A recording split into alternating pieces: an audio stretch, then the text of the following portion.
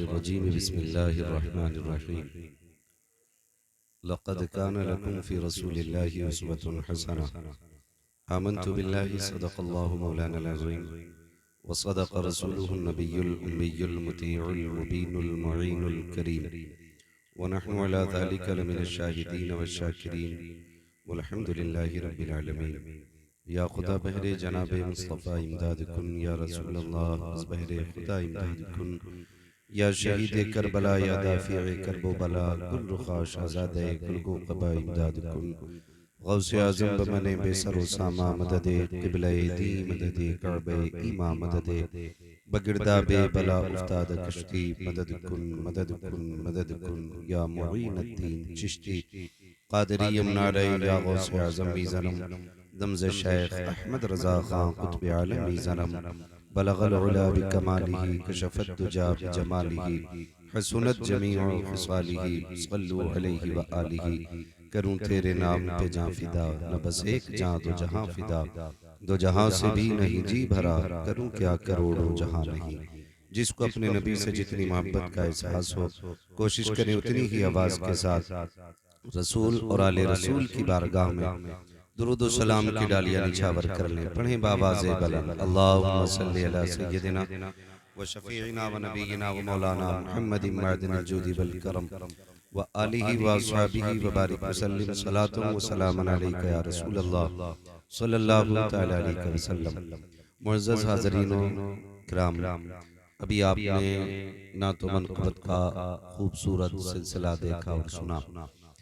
उनसे पहले हमारे बेनोई साहब हज़रत अल्लामा मौलाना मुफ्ती मुदस्सिर हुसैन साहिब क़िबला बहुत कम वक्त में उनसे आपने बड़ी खूबसूरत नसीहत आमेज़ गुफ्तगू समाअत फरमाई। यकीनन ये इन्हीं का इसरार था, वरना आज मुझे आराम करना था, क्योंकि ईद के फ़ौरन बाद भी दिन में भी प्रोग्राम है, रात में भी प्रोग्राम है। डॉक्टर कह रहा सोया करो, कौम कहती है जागा करो। तो मौलाना मुदस्सिर हुसैन साहब क़िबला इन्होंने कहा कि ये मेरे घर ही का प्रोग्राम समझे, तो जैसे वहां सोओगे वैसे यहाँ जाग लेना। तो मैंने कहा फिर ठीक है, अगर ये बात है तो फिर जरूर हाजिरी होगी और फिर रब के करम से हाजिरी हो गई। मैं सबसे पहले दिली मुबारकबाद पेश करता हूँ हाफिज सलीम साहब क़िबला को, जिन्होंने अपने बेटे वसीम साहब के निकाह के मौके पे हुजूर के जिक्र की महफिल सजाई है। और मैं समझता हूँ कि शादी के मौके पे हुजूर के नाम की महफिल सजाना यकीनन इस दौर में ऐसा ही है जैसे आंधियों में चिराग जलाना। जिस दौर में दुनिया तवाइफ की तरह नाचने लग गई हो, जब जवानों की नसें डीजे के आगे थिरकने लग जाएं, और ऐसे माहौल में अगर कोई बाप बेटे के निकाह पे हुजूर के जिक्र की महफिल सजाए, तो यकीनन मैं समझता हूँ बड़ा मुश्किल काम है। कई बार तो लोग कहते हैं जी ये महफिलें तो सिर्फ तीजों में और मैयतों में होती थी, अब शादी में भी करने लगे। तो मैं इनकी जानिब से एक जवाब देता हूँ कि हमारा अपना एक उसूल है कि मरने की तरफ देख न जीने की तरफ देख, जब चोट लगे दिल को मदीने की तरफ देख। हमारी खुशियों का आगाज भी हुजूर की चौखट से होता है और हमारे गमों का इलाज भी उन्हीं की चौखट से हुआ करता है। वाहिद हम वो कौम है जमीन पर कि जो अपने दुख और सुख में अपने नबी ही को याद किया करते हैं, नबी ही को याद किया करते हैं। वरना हमने वो लोग भी देखे हैं, जरा से टके भर की दौलत आ गई ना तो फिर सबसे बड़ा डीजे करके आ रहा और कह रहा मौलाना देखियो इलाके में ना नाम हो जावे, दीवारें हिल जाएंगी, दीवारें ऐसा बजेगा, चल बजा ले बेटे, जिस दिन कब्र में जाएगा ना तो अल्लाह सातों तबक खिला देगा तबक। ये कंडीशन है। और मुदस्सिर भाई अमीरों की कहानी अल्लाह खैर फरमाए, डीजे सबसे मशहूर वाला, नाचने वाली सबसे मशहूर वाली, और अगले दिन आके डीजे वाला तकाजे कर रहा पैसे तो दे दो, फिर औकात दिखाई दे जाती है। फिर औकात, और सही बताऊं, जो फजूल खर्ची में पैसा खर्च करते हैं ना, वो लड़ते हैं जाकर के इमाम से निकाह पढ़ाने। क्या तुम्हारे यहाँ 5 चल रहे हैं? तुम नए इमाम हो, हमारे यहाँ तो 2500 में पढ़ा दो। ये कंडीशन है, ये कंडीशन। मैं मशवरा देना चाहता हूँ, हम और हमारा काम बताना है, अमल कराना नहीं। अमल वही करता है जिसे रब तौफीक देता है। और ये कुरान की निस्बतों की बरकत है जो आप शादी के वक्त हुजूर के जिक्र की महफिल में बैठे। इस घर से ताल्लुक मुफ्ती मुदस्सिर हुसैन साहब का और बाकी उलमा का भी, और फिर खुद घर का मालिक हाफिज कुरान। ये कुरान की बरकतें आप देखें, और बेटा भी हाफिज कुरान है, क्या नाम है उनका? शानिब। तो माशाल्लाह ये भी पढ़े मदरसे में, वसीम भाई भी पढ़े हैं, तालीमी इब्तदाई दौर में इन्होंने हासिल की है। हाँ, मुफ्ती मुदस्सिर साहब ने ही पढ़ाया है। खैर, मेरा कहने का मतलब यह है कि ये कुरान से निस्बत की बरकत है, कुरान से निस्बत की बरकत है। खुदा तौफीक देना और शादी का दिन मैसर हो जाए तो डीजे ना बजाना, तमाशे ना करना, खुदा तौफीक दे तो रब रसूल को राजी करने की कोशिश करना। निकाह किसकी सुन्नत है? बोलें सारे लोग, जिनकी हो गई है कम से कम वही बोल दे। हाँ, इन्हें तो तभी पता चलेगा ना जब इनके निकाह में निकाह मिन सुन्नती कहा जाए, है ना। लोग कहते हैं ना बिया ना किया, बरातें तो खूब करी हैं, ठीक है। निकाह किसकी सुन्नत है? बोल दें जरा, मुझे लगे कि आप समझ पा रहे हैं। किसकी सुन्नत है? हुजूर की सुन्नत है।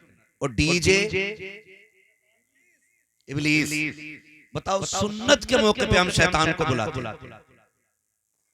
8 दिन नहीं गुजरते जो बहू अपने असली रूप में आती है। फिर कह रहे हैं ना, वहां मियां मिले थे, उन्होंने कहीं कछोछा ले जाओ।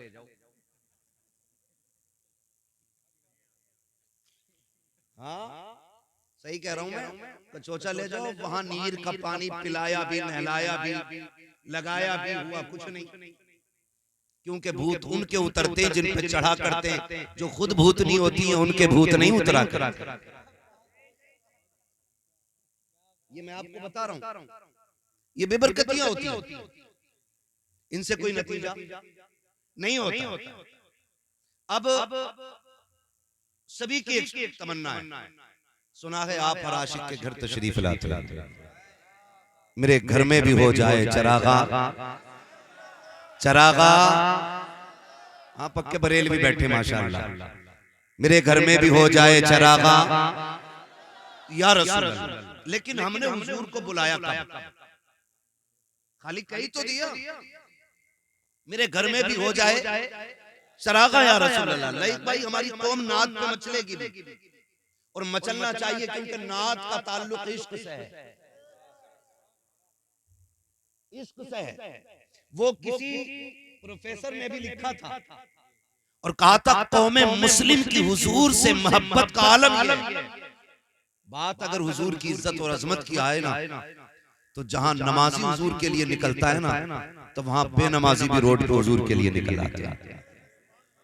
जहां जुब्बा दस्तार वाले हुजूर के लिए निकलते हैं, वहीं इस कौम के बेदाढ़ी वाले भी निकल आते हैं। इसी हालत को देख के अंग्रेज परेशान है, कहा अभी हम तो किसानों के सीने से इश्क रसूल नहीं निकाल पाए, मौलवी के सीने से इश्क रसूल कैसे निकाला जाए?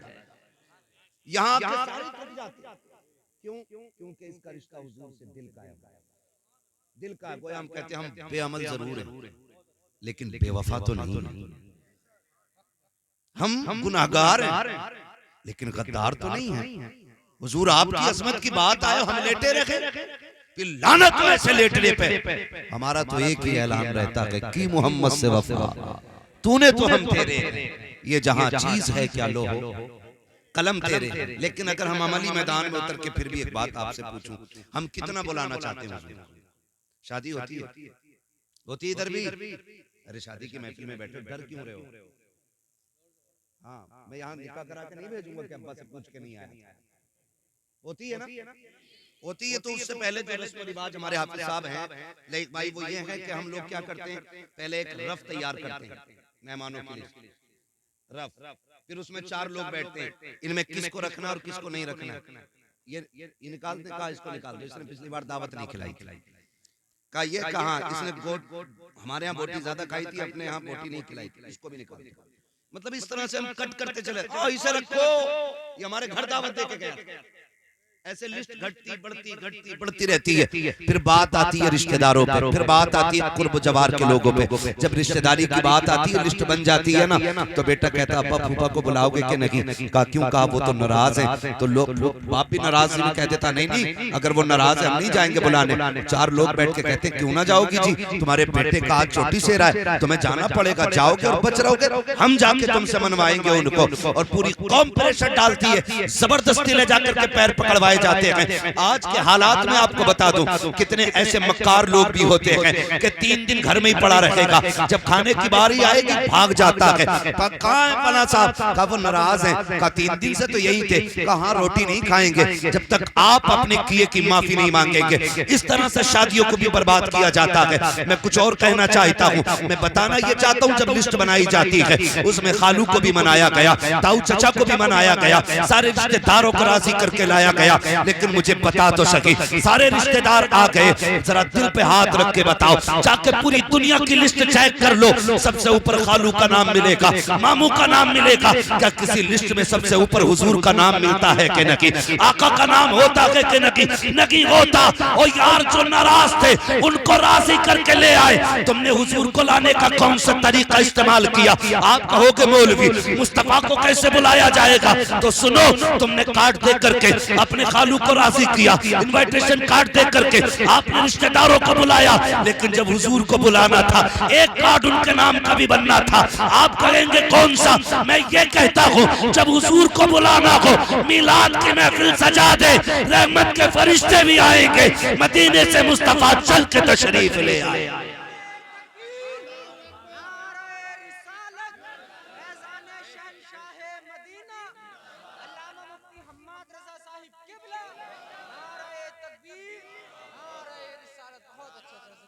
हाँ भाई महफिल रखो, जरूरी नहीं है हम्माद आए, मुफ्ती मुदस्सिर साहब आए, लयक भाई आए, ये शोहरा, ये उलमा आए, एक भी मस्जिद के इमाम को बैठा के उनकी नात खानी शुरू करा दे। बात लहजे की नहीं है, बात अंदाज की नहीं है, बात हुजूर की नात की है। जहां नात होती है मुस्तफा अगर चाहे तो तशरीफ ले आते हैं, और अगर आना ना भी चाहे तो मजार में लेटे लेटे तवज्जो फरमा देते हैं। और हुजूर की अगर नजर हो गई ना, तेरी एक निगाह की बात है, मेरी जिंदगी का सवाल है। अगर उनकी एक निगाह हो गई ना, फिर बेड़े पार हो जाते, फिर बेड़े पार होते। इसलिए मैं कहता हूँ खुदा तौफीक दे, दूल्हा बनो ना तो दूल्हा तुम बनो, महफिल सजी हो, सेहरा आमीना के लाल का पढ़ा जाना चाहिए। वाह वाह माशाअल्लाह माशाअल्लाह। वो सरवरे किश्वरे रिसालत जो अर्श पर जल लगर हुए थे, डाले तरफ के सामा अरब के मेहमान के लिए थे, फिर देख सेहरे में 4 चांद लगते हैं कि नहीं? वाह वाह वाह माशाअल्लाह। भाई तुम कितनी महंगी रंडी लाके नचा लो, ठीक है 4 बंदे तज़किरा करेंगे, लेकिन जिसकी शादी में हुजूर की बातें होती है ना, उसका तज़किरा अर्शों पे रखता है। वाह वाह वाह क्या बात है मुफ्ती साहब। और मैं नौजवानों हाथ जोड़ के कह रहा हूँ, ये सेहरा तेरी कोशिश नहीं है, तेरी मेहनत नहीं है, ये सेहरे उनके बनते हैं जिनकी रब तकदीर बुलंद करता है। ये आप में भी बहुत सारे साहिब औलाद होंगे, ठीक है ना? हम लोग भी साहिब औलाद हैं, अल्लाह बेटा देता है, कितनी खुशी होती है। और फिर माँ पैदा होते ही कहने लगती है मेरा चांद आ गया।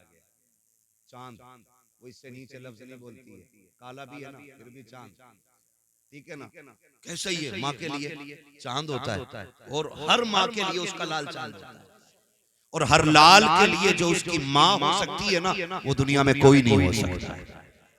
ये भी क्लियर है, जो माँ हो जाएगी वो कोई नहीं हो सकता।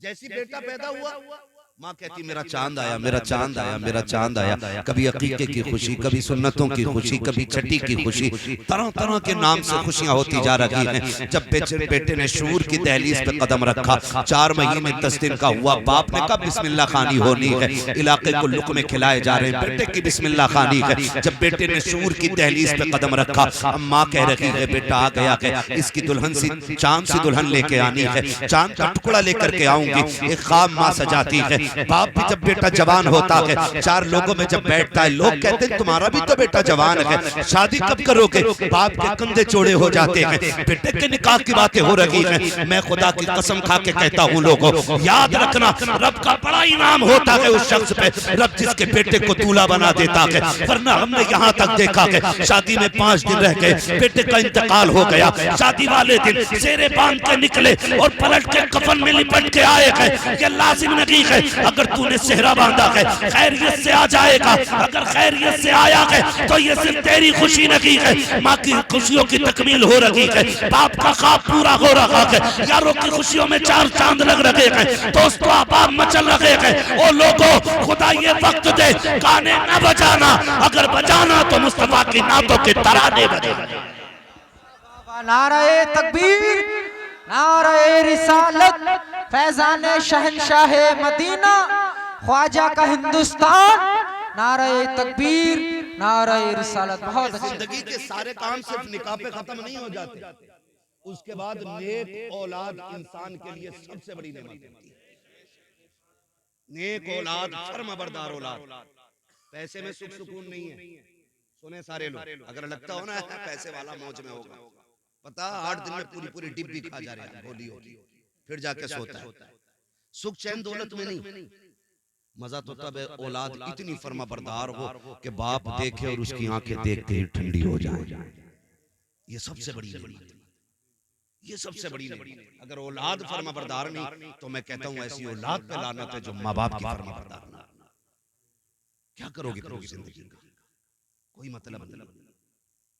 अगर दो सुकून दौलत में होता ना तो फिर अमीर 16 घंटे सोता, गरीब 3 घंटे, लेकिन उल्टा है, अगर गरीब को जरूरत है ना उठाएं तो ये 12 घंटे नहीं उठेगा। क्यों? वो कभी गोली नहीं खाता। वो कहा था किसी ने फुटपाथ पे सो जाते हैं अखबार बिछाकर, मजदूर कभी नींद की गोली नहीं खाते। अमीर होना बुरा नहीं है, लेकिन दौलत हजरत उस्मान गनी वाली होनी चाहिए, फिरौन वाली नहीं, शद्दाद वाली नहीं, हामान वाली नहीं, दौलत उस्मान गनी वाली होनी चाहिए जो रब रसूल के रास्ते में लगती रहे। और हम तो कहते हैं, मैं नौजवान बैठे, मैं सबसे कहूंगा मेहनत करें और अमीर बने, ताकि आप माँ बाप का बोझ ना बने, बल्कि अपने घर वालों का बोझ उठाने के लायक बन जाए। हर नौजवान कोशिश करे, अब तो आग लग गई है, जिधर को निकल जाओ हर कोने पे लिए बैठा, हर कोने पे बैठा। इतनी ठलवी कौम हो गई हमारी, 3 बजे तक जाग रही है, कोई काम भी नहीं है। ठलवे कह रहे दुआ कर दो कोई रोजगार मिल जाए। अगर दुआओं से रोजगार मिलते हैं, ऐसी दुआ करता कि अल्लाह मेरे परिवार को ना मुख्यमंत्री बना।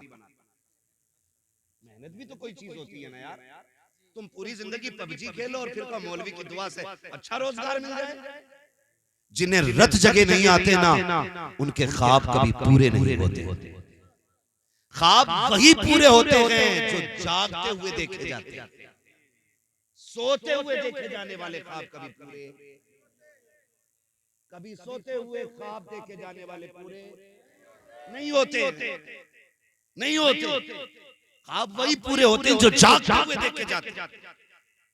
अभी भी निकल के आ रहे ना, हर कोने पे बैठा, ईद निकली है ना, हर कोने पे मोबाइल लिए बैठे, हर कोने पे।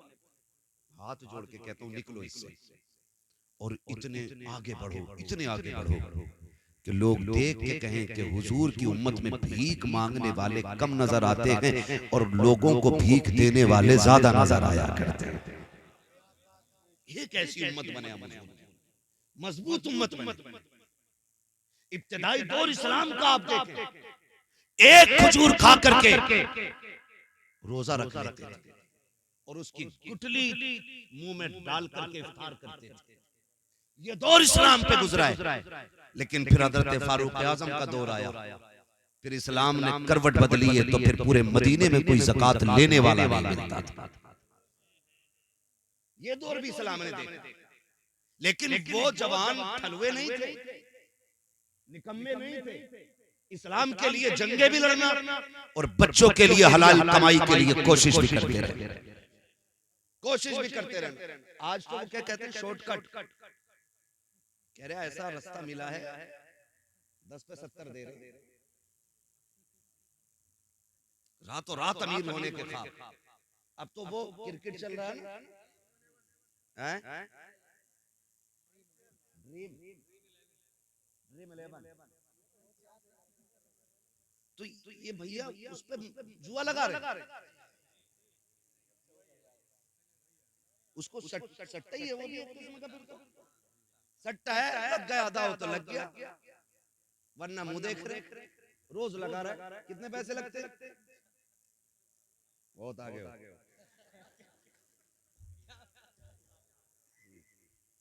ठीक है, मैं आपको बताना चाहता हूं, हमारे 1 रुपए की वैल्यू जानते हैं आप?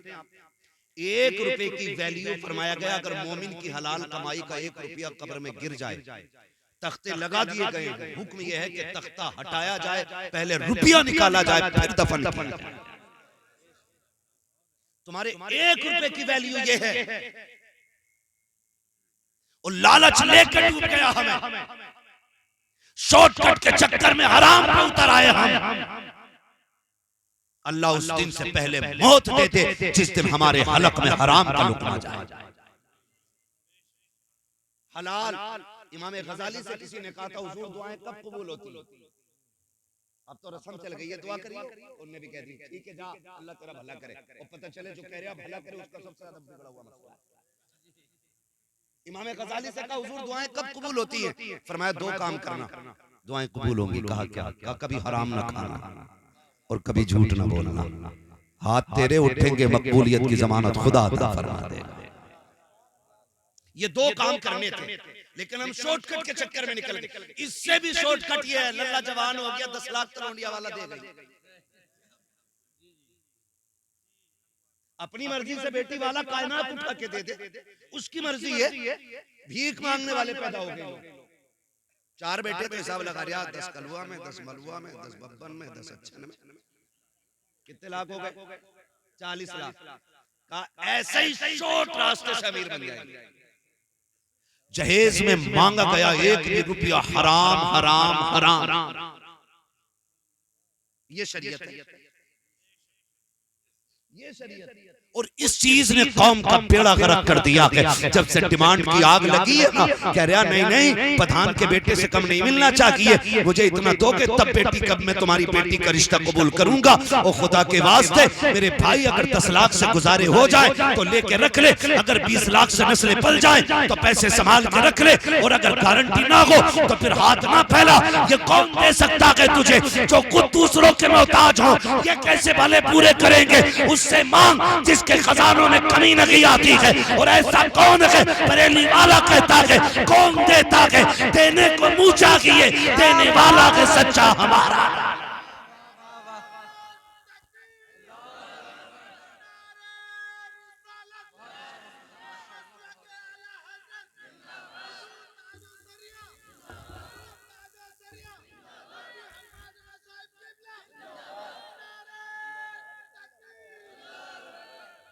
जो है सारे लोगों की डिमांड तो नहीं करेंगे इंशाअल्लाह। बहुत कम हाथ उठे, लग रहा सारा बिजनेस यही है। ये बीच वाले लोग क्यों हो गई है भाई? जिनकी हो गई है तो वो अपने बेटों की नियत ना करें कि अल्लाह के मैंने ली। हाँ कई बार हजरत ऐसा हो जाता हाफिज साहब, अब्बा दीवाना हो जाता, कहता भैया 2 सूद से कम की पिलाई ना हो, 2 इंची से कम की पिलाई ना हो। जबकि एक बार भी बैठ नहीं मिलता इस गरीब को बेड पे, और अपनी आखिरत तबाह कर रहा है।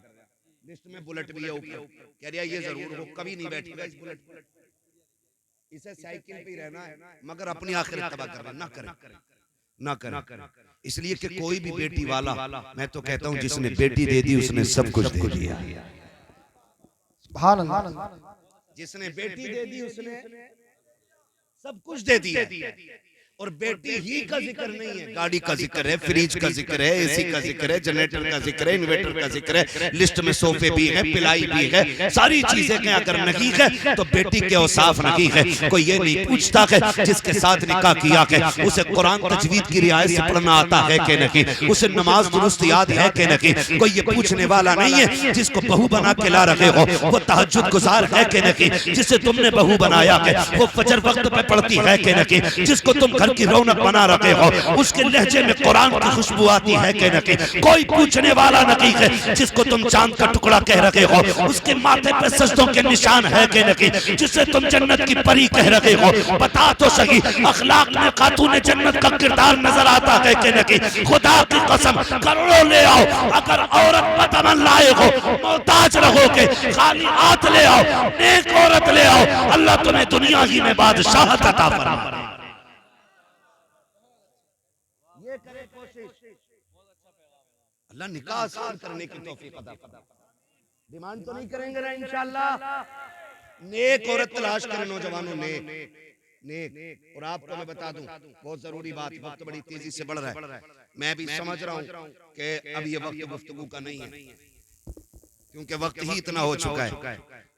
तो जो है सारे लोग जितने सुनना चाहते हैं वो कह दें जरा या रसूल अल्लाह, सारे ही सुनना चाह रहे हैं, बहुत अच्छे लोग हैं माशाअल्लाह, सलामत रखे। मैं एक बात कह रहा हूँ, देखें एक जरूरी बात, सारे नौजवान सुने, शादी तक ना माँ बाप बड़े अच्छे लगते हैं और शादी के बाद अच्छे नहीं लगते, ये भी एक मसला है। शादी के बाद माँ बाप अच्छे नहीं लगते, 90% ये शिकायत है, समझ रहे, 90% लोगों की शिकायतें रहती है। नौजवानों में एक बात बताऊं, हमेशा याद रखना, औरत की जगह दिल में है, और औरत तुम्हारे दिल में रहती है, लेकिन तुम माँ बाप के दिल में रहते हो, ये याद रखना। तुम औरत को दिल में रखते हो और तुमको माँ बाप दिल में रखते हैं, इसलिए तुम्हारे लिए दुनिया में सबसे बड़े माँ बाप रहने चाहिए। उसमें मैं भी अपने आप को शामिल कर रहा हूं, हम सब के लिए सबसे ज्यादा अहम माँ बाप होने चाहिए।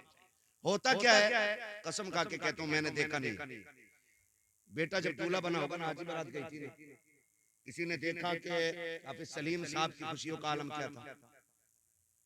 भाई दोस्तों की खुशियां कितनी होती है, जैसे दूल्हा के कपड़े वैसे दोस्तों के कपड़े, ये भी सूट में, वो भी सूट में, ये भी बूट में, वो भी बूट में। हाँ, मगर इतना न किया करो नकल, थोड़ी बहुत फर्क रहना चाहिए ताकि दूल्हा का पता लगता रहे कि दूल्हा है कौन सा। 5 दोस्त हैं, पांचों कोट पैंट में, पांचों ही काले में, ये कंडीशन। तो थोड़ा सा आज तो उसे सजने दो, जो सबसे गोरा होता वो उसकी करवट में घुस के बैठता है, आज तो इसे दूल्हा बनना भैया, क्यों इसे और ज्यादा खराब कर रहा है। आज इसका दिन है, दोस्तों का नहीं, आज इसका दिन है।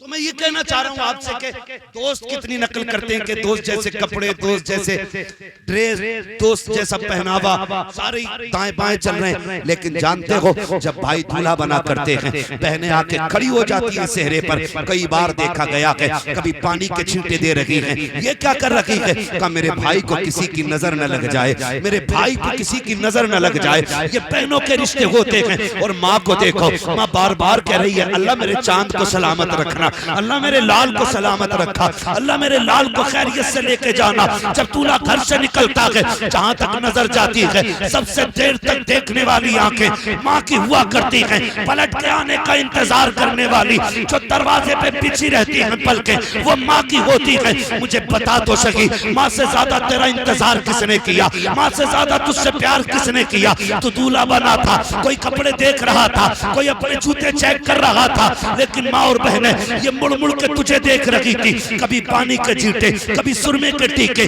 कभी बार बार नजरें उतारना, मेरे लाल को किसी की नजर न लग जाए। मुझे बता तो सही, तेरे जाने के वक्त में तेरे बाप का पैर जमीन पे नहीं लगता था। लोग पूछते थे कि बाप कौन सा है, का तलाश करो।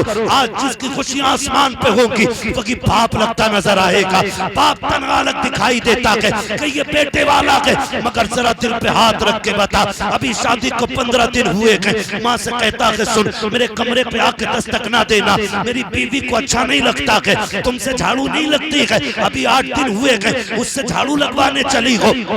अभी 8 दिन हुए हैं उससे चाय बनवाने चली हो, मुझे बता तो सकी तू किससे बात कर रहा है? ये वो है जिसके बारे में इमाम अहले सुन्नत ने कहा है। सरकार आला हज़रत फरमाते हैं अगर माँ बाप से बात करने का इरादा हो पहले इजाजत लो, अगर वो कहते तब बात करो। आला हज़रत कहते हैं माँ बाप की बारगाह में ऐसे जाया करो जैसे रियाया बादशाह के दरबार में जाया। वाह बाबा सुभान अल्लाह, नारे तकबीर। नारा मुख्तसर कर, मुझे बहुत कम वक्त में बातें करनी है, तवज्जो है भाई। तो ये माँ बाप होते और अभी 8 दिन नहीं हुए माँ बाप से बिगड़ गए, माँ बाप से बिगड़ गई हमारी। क्यों? फिर वो उधर से उधर कान भरने, इधर के उधर सुनने। सुने भाई, सिर्फ एक बात याद रखो, माँ को माँ का हक दो, बीवी को बीवी का हक दो। इस्लाम न बीवी का हक छीन के माँ को देने की इजाजत देता है और न माँ का हक छीन के बीवी को देने की इजाजत देता है। ये याद रखिए, ये नहीं है। लेकिन गुलामी मत करना औरत की कि अम्मा ये रोटी नहीं बनाएगी, रोटी तुझे ही बनाएगी। झाड़ू पोछा इसको नहीं करना, अम्मा तुम करो। बीवी को पहला सबक पढ़ा देना, उससे कह देना सुन मेरी जन्नत मेरे माँ बाप के कदमों में है और तेरी जन्नत मेरे कदमों में है। अगर अपनी जन्नत बचानी है ना तो फिर मेरी जन्नत हाथ से नहीं जानी चाहिए। ये सिर्फ इतना सबक आपको पढ़ाना। बीवी समझदार होगी तो फिर समझ जाएगी। फिर पूरी जिंदगी इंशाअल्लाह अगर माँ बाप राजी रहे ना तो फाकों में भी जन्नत के मजे आएंगे, फाकों में भी जन्नत के मजे आएंगे। मैं नौजवानों जानता हूँ कितने हम में से परदेश रहते हैं, कितनी मजदूरियां करते हैं, कितने थकते हैं लोग। ठीक है, जब नींद आती है ना थक के, तो मैं गारंटी के साथ कहता हूँ कभी भी VIP गद्दों पे उतनी अच्छी नींद नहीं आती जितनी अच्छी नींद माँ बाप के कदमों में बैठ के आया करती है। ये याद रखना। इसलिए मेरी गुजारिश है, आज ना तलाक़ें और झगड़े बेटी वाले भी कम नहीं है। जरा सी बात ससुराल में हो जाती है बेटी के ना, तो अब जो ये फसाद सबसे ज्यादा हुई मोबाइलों की वजह से हो रही है। इतनी चालाक औरतें आ रही हैं, फोन लगा के ना ऐसे रख लेंगी और कहेंगी अब बताइए क्या कह रहे थे मेरे अब्बा के बारे में। रिकॉर्डिंग ना डायरेक्ट चल रही है, क्या कह रहे थे मेरे अब्बा के बारे में, कह के दिखाओ। मेरे भैया क्या कही थी तुमने? अभी फोन कटता नहीं, गाड़ी दरवाजे पे आ गई, पकड़ो इसे। और फिर ये सोचते हैं कि हम तुर्रम खां हैं, हम यूं कर देंगे। याद रखना बेटी का गुजारा बाप के घर नहीं शोहर के घर होता है। आप कुछ भी कर लें, वो ताकत तुम्हारे पास नहीं है जो रब ने उसके शोहर को दी। आप कुछ भी कर लो, आप मंत्री हो, संतरी हो, पैसे वाले हो, पावर वाले हो, ताकत वाले हो, मुट्ठी में आपकी ताकत है। लेकिन जो तलाक की पावर शोहर के पास है ना, उसने 3 बार अगर बोल दिया ना तलाक तलाक तलाक, बेड़ा ही गर्क हो जाता बेटी। इसलिए बेटियों के मामलात में भी आसमान पे ना उड़ा गए जाके। क्या कह रहा था भाई? थप्पड़ मार दिया। याद रखना शोहर हर हाल में शोहर होता है, शोहर हर हाल में शोहर होता है। शोहर मरना गवारा करता है लेकिन जिल्लत गवारा नहीं करता। कभी किसी भी शोहर को उसकी बीवी के सामने जलील न करना, वरना तुम्हें हाथ धोने पड़ जाएंगे। तो कमी बेटी वालों के लिए एक अच्छी जिंदगी गुजारने के लिए हुजूर का तरीका अपनाना पड़ेगा। हुजूर का तरीका देख मैं बता दूं, आज हम में कोई अबू बकर नहीं, आज हम में कोई उमर नहीं, आज हम में कोई उस्मान गनी नहीं, आज हमारे बीच कोई मौला अली नहीं है, आज हमारे बीच कोई सहाबी नहीं, आज हमारे बीच कोई ताबई नहीं है। इतने लोग बैठे हैं, हम में कोई जाहिर में वली भी नहीं लगता है। कोई किसान है, कोई मजदूर है, कोई इमाम है, कोई खतीब है, बस अपने अपनी जिम्मेदारियों पे लोग लगे। मगर बता कायनात में कोई सैयदा आमीना के लाल के जैसा हो तो लाके दिखाओ। और जानते हो जिनसे मेरे नबी ने निकाह किया पहला, उस खातून को हजरत खदीजतुल कुबरा कहा जाता है। क्या कहा जाता है? हजरत खदीजतुल कुबरा। ये हुजूर की पहली बीवी। हुजूर के साथ 25 साल गुजारे। कितने? 25 साल गुजारे। इनका लेवल क्या है? आका फरमाते पूरी कायनात में इस्लाम का एहसान है, लेकिन इस्लाम पे मेरी खदीजा का एहसान है। ये इनका लेवल है। ये इनका स्टेटस है, ये इनका मकाम है। आका फरमाते पूरी कायनात पे इस्लाम का एहसान, लेकिन खदीजा वो है जिसका इस्लाम पे एहसान।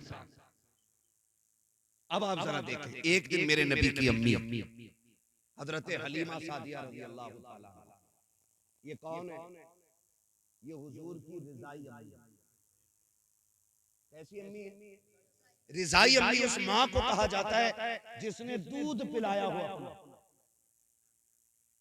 हकीकी माँ वो होती है जिसने पैदा किया, रिजाई वो होती है कि जिसने सिर्फ दूध पिलाया हो। हजरत हलीमा सादिया वो है जिन्होंने दूध पिलाया है। एक दिन इत्तेफाक से सफर करते करते मुस्तफा की चौखट तक आ गई, आकर के बैठी है हजरत खदीजतुल कुबरा रज़ी अल्लाह ताला अन्हा सामने खड़ी है। आका जो हुक्म दे रखे हैं, तोड़ के लाती है ला के दे देती है, तोड़ के लाती है जाती है ला करके दे देती है। जब तक हजरत हलीमा घर में रखी, हजरत हलीमा जब तक घर में रखी, हजरत खदीजतुल कुबरा बैठी नहीं थी। जब आप रुखसत हो गई, मेरे नबी ने उम्मुल मोमिनीन हजरत खदीजतुल कुबरा का हाथ पकड़ा और कहा था शरीक हयात एक बात तो बताओ, जब तक मेरी माँ घर में रखी तुम बैठी क्यों नहीं थी, खड़ी क्यों रखी? कहा महबूब वो आपकी माँ है, अगर आपकी माँ है तो मेरी भी माँ है। मैं इस डर से नहीं बैठी थी कहीं वो किसी चीज का हुक्म दे और मुझे उठने में ताखीर हो जाए, मैं इसलिए खड़ी रखी कि जो आपकी माँ बोलती रखे खदीजा तोड़ के करती रखे। कहा महबूब ये निजाम जमाने को बता रहा है कि जो शोहर की माँ होती है उसी तरह बीवी के लिए वो उसकी भी माँ हुआ। अल्लाह सुभान अल्लाह। और आज शोहर खुद कह रहा लेटी रहे तेरे सिर में दर्द है, अम्मा रोटी डाल दिए दो। शोहर नहीं ये दलाल है। हद हो गई भाई, हद हो गई। चापलूसी की भी हद हो। माँ बाप हजरत खदीजतुल कुबरा खड़ी रही, आज तो देख के खड़ी नहीं होती जनाब। और कंडीशन कुछ बेगैरत घरानों की ऐसी है कि दुपट्टे भी सर पे नहीं रखती ससुर को देख के। और बहुएं कहती बड़े मियां कहां? बहुएं इसलिए बड़े मियां कह रही हैं क्योंकि बेटा खुद कह रहा ना हाजी जी कहां?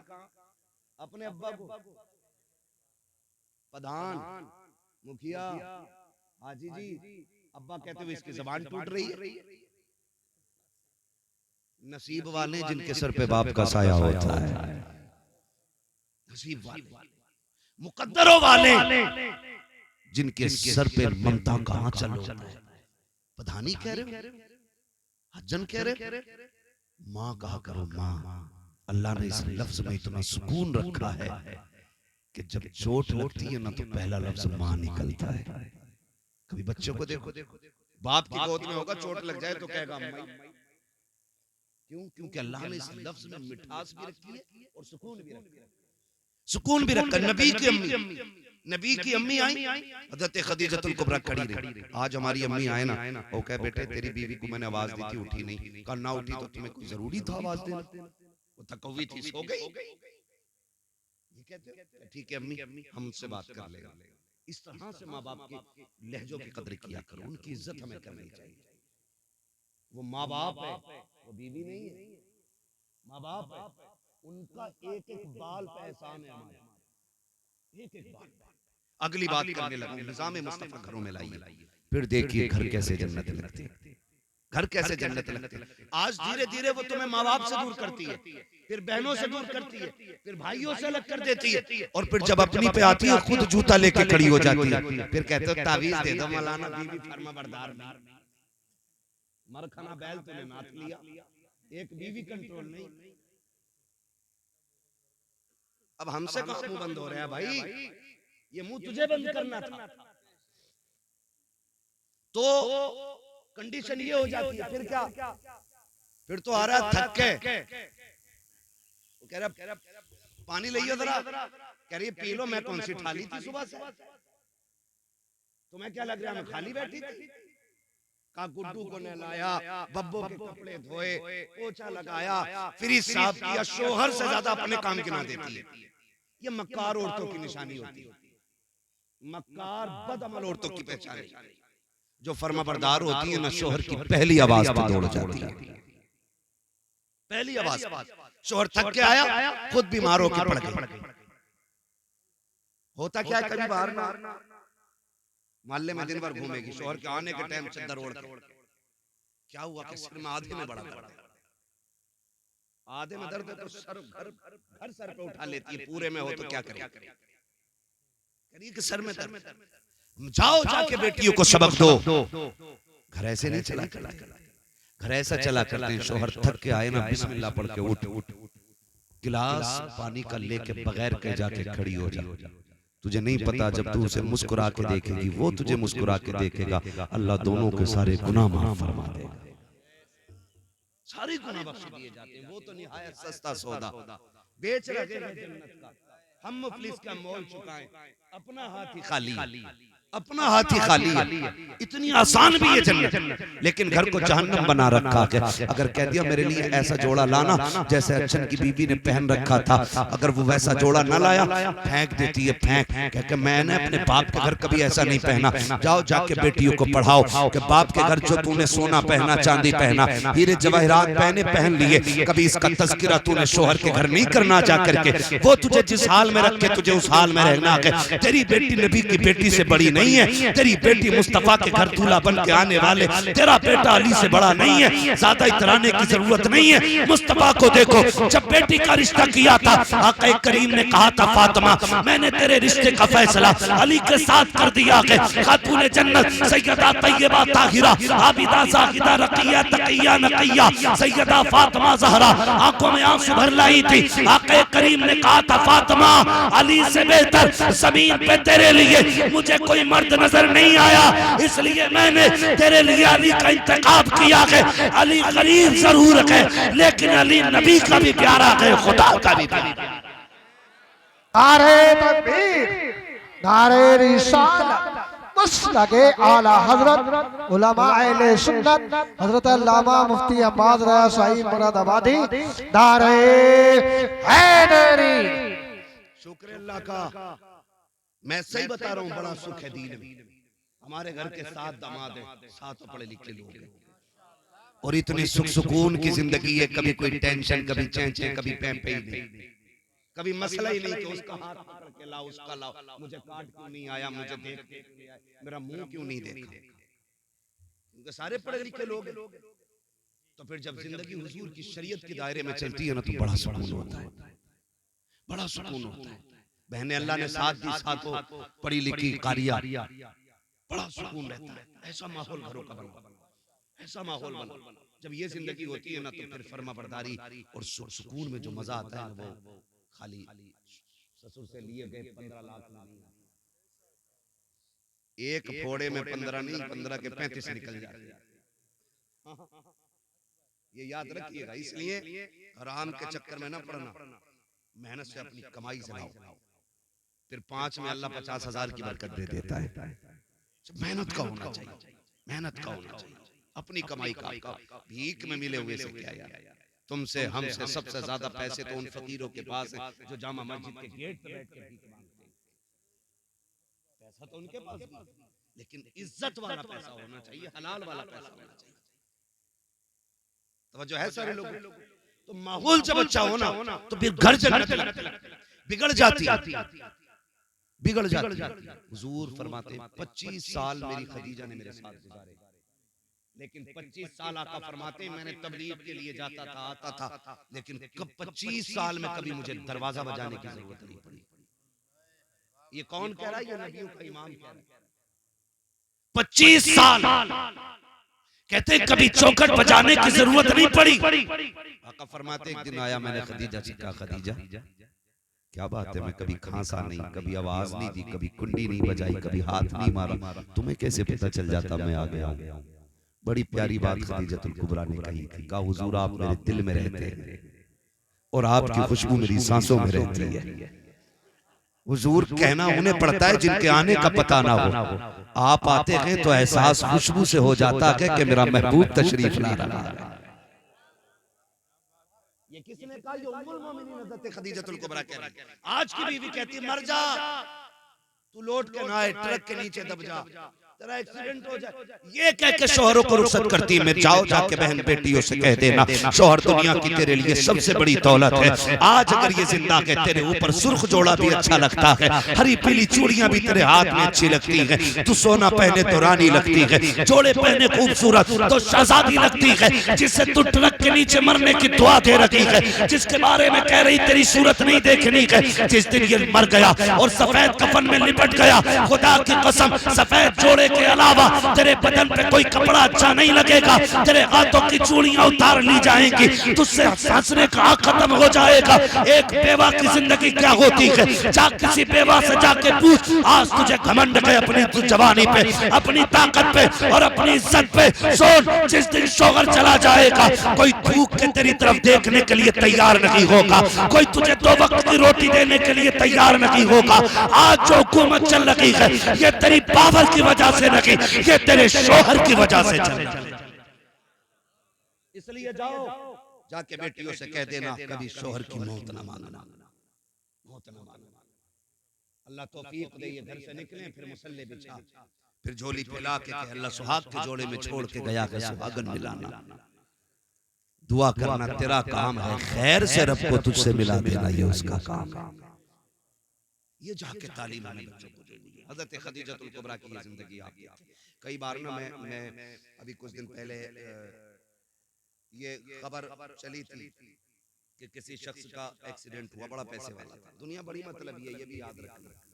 आज अगर हम किसी के काम आ जा रहे हैं ना तो फिर उसकी मौज लग जा रही है, फिर वो खालू भी कह रहा, चचा भी कह रहा, ताऊ भी कह रहा, भैये भी कह रहा। अगर तुम्हारी उससे कोई गर्ज पड़ गई ना फिर कह हाँ यार मिले तो थे, फिर ऐसे कर देते बड़े मतलबी लोग।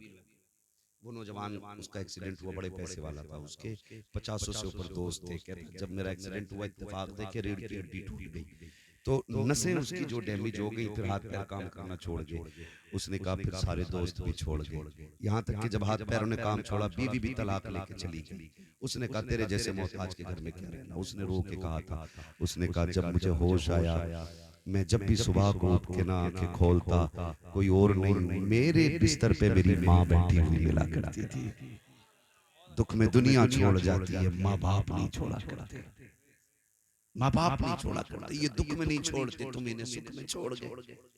ये परेशानियों में नहीं छोड़ते, तुम इन्हें राहत के वक्त छोड़ गए।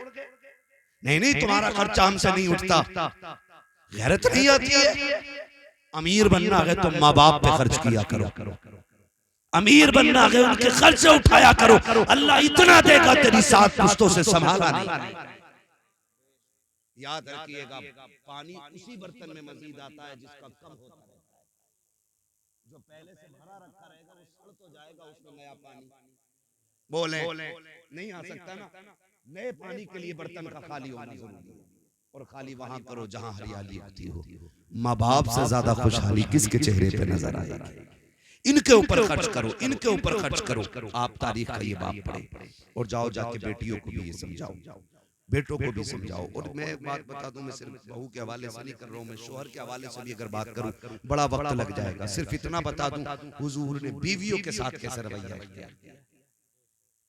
ताली दोनों हाथ से बचती, एक से नहीं, खाली औरत ही नहीं आपको भी उसकी इज्जत करनी पड़ेगी, उसको रिस्पेक्ट देनी पड़ेगी ताकि उसका हौसला बुलंद रहे। ये नहीं कि हम औरत को पैर की जूती समझने लग जाए, ऐसे जिंदगी नहीं। उम्मुल मोमिनीन हजरत आयशा सिद्दीका रज़ी अल्लाह तआला अन्हा फरमाती, एक दिन ना दरवाजा बजा, कहती जब दरवाजा बजा ना तो मैंने कहा कौन है अंदर आ जाओ। कहते एक बूढ़ी अंदर आई, कमर झुकी हुई थी। उसने कहा खदीजा तेरा शौहर नजर नहीं आ रहा। कहती उन्होंने इतना कहा हुजूर बिस्तर से बड़ी तेजी से उठे, आपने तैबंद संभाला, फौरन बाहर तशरीफ लाए।